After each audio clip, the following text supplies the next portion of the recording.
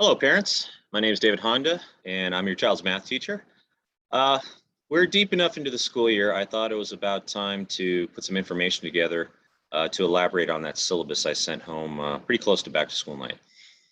So what this video is about is one of the questions I often get, which is how do I keep track of my child's work and grades and just kind of stay on top of things and help them out?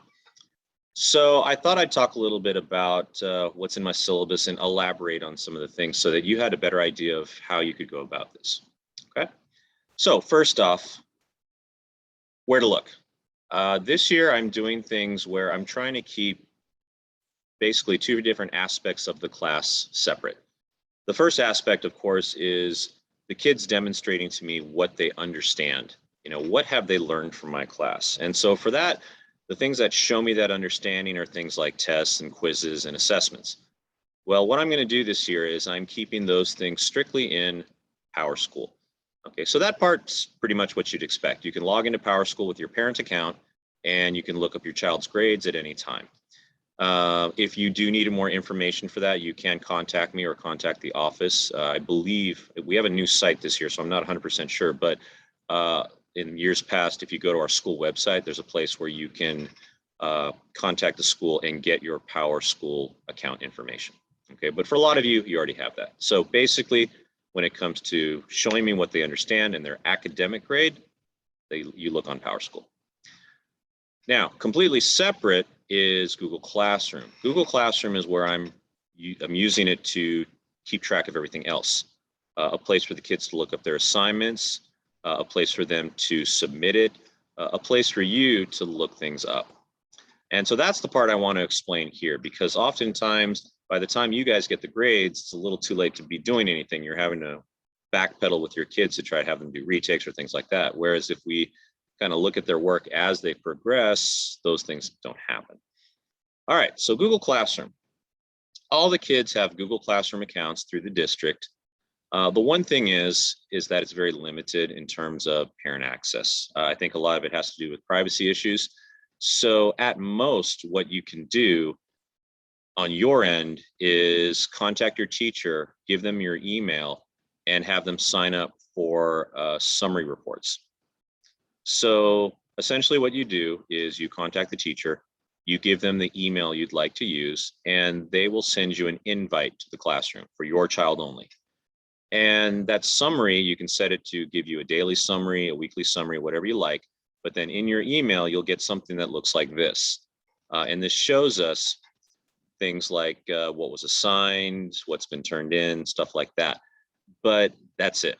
Okay, so you can see here, that top part, that's one of my classes, writing real world problem equations.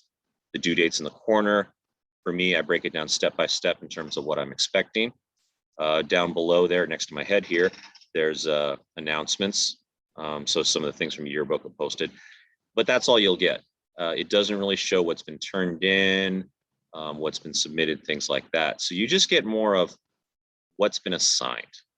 And if that's enough, if your kids are kind of on top of their things and that's enough to just see what's been assigned to help them with their work, great. Okay, and this is the Google Classroom summary report. Any parent can sign up for it. You just need to have the teacher put your email in so that you get an invite. Okay. All right, but here's the part that I was hoping you'd have more access to. So for the rest of this, you actually will need to just use your child's account information. You're just going to have to ask them, hey, give me your ID and password. From time to time, I'd like to look things up in your Google Classroom. So if you do that, then on my side of things, I've been having the kids put in a lot of information so that we can keep track of how they're doing in the long term, all the way back to the start of school. Are they getting their assignments in? Is the quality of the work good? Are they missing anything? Okay, so that's the next part here.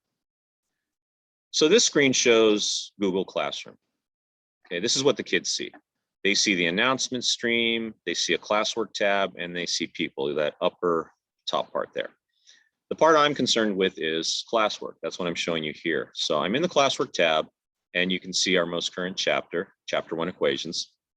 The first thing you need to know for my class, anything that is a required assignment I'm putting it in capital letters. So like you'll notice there, chapter 1 quiz, quiz review. The other day though, we did an assignment, which was more of a fun activity, not really required as homework. And so that was just typed up normal, just lowercase, no capital letters, the whole thing. And then each assignment, like that one I've opened up there, says simplifying and solving equations. I literally break it down step by step for the kids. Step 1, do the work. Step 2, they're responsible for checking their answers. I post the answer keys online, and then there's also a survey attached. So the idea is they'll check their work, and then any ones that just didn't match up, they got it wrong, they can't figure out why, they vote on those. And the reason why they do that is because the following morning before school starts, I look at these surveys and I tally up the votes. And I see, okay, where can I maximize the help I give? What problems can we go over that will help the most amount of kids possible? And then step 3 right there is they attach pictures of their work. And that's the part I wanted to talk about today, because I'm having them put that in there partly so I can look at the work from time to time, but also so can you. All right, so this is what the kids see. They get to work, they do all those things, and that's our routine. That's what I've been teaching them for the last few weeks. Okay, so now if you have your child's account information, and you can log into this too, if you look up there way at the top, I'm pointing in the wrong direction, it says right above chapter 1 equations, view your work. If you click on that, the view changes. Okay, and you can't see the top part because I didn't want you to see whose work this is, but then you get a list of everything I've assigned. Okay, again, if you look at this list, you will notice that the actual required assignments are in capital letters.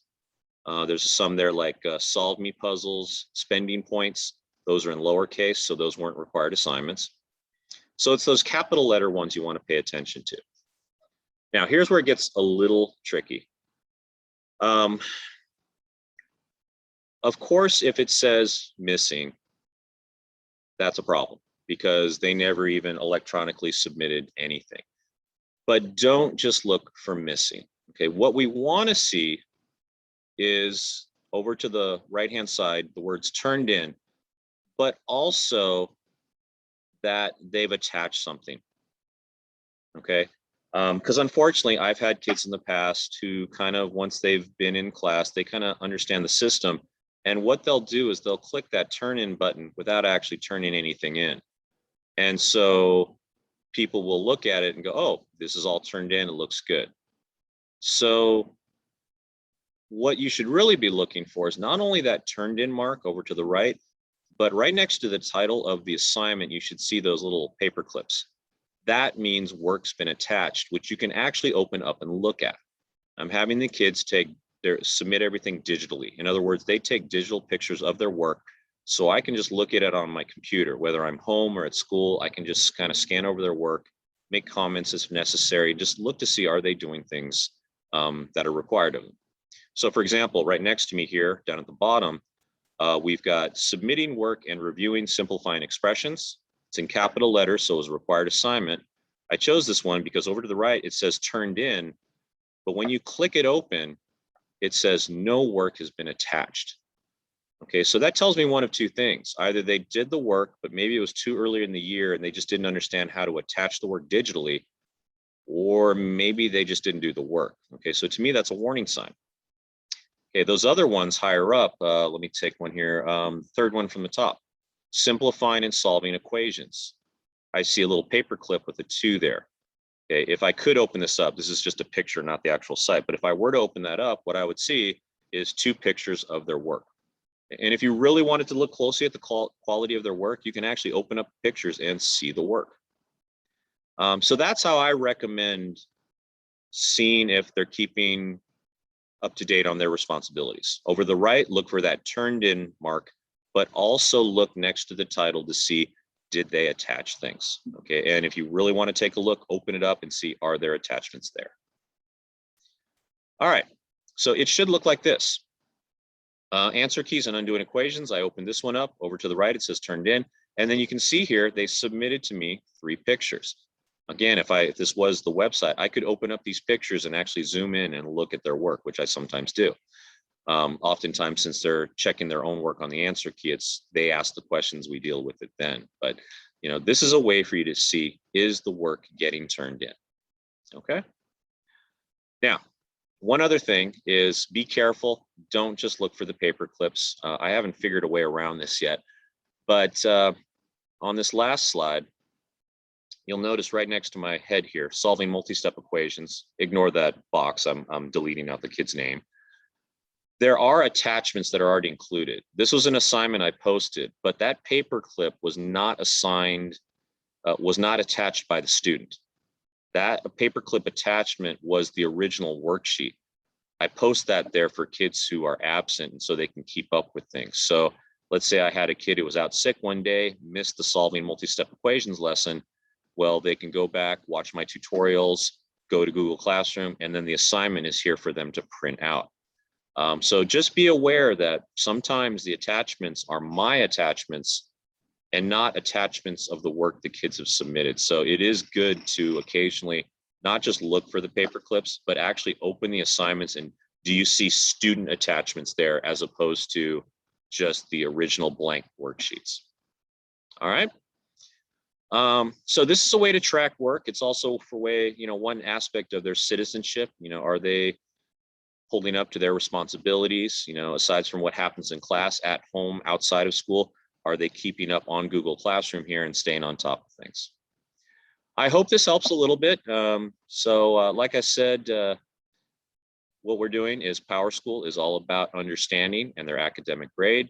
What is here on Google Classroom is more of keeping tabs of their responsibilities, okay? So I highly recommend asking your kids and bugging them to give you their ID and password so that you can log into Google Classroom from time to time and look in on their math class and see and look for these attachments. Are they turning their things in? As it shows on the first slide, let me jump there real quick. If you'd like to contact me with further questions, my email's right here, dhonda@sandy.net, and I'd be happy to answer any questions not answered by this video. Thanks for your time. Have a great day.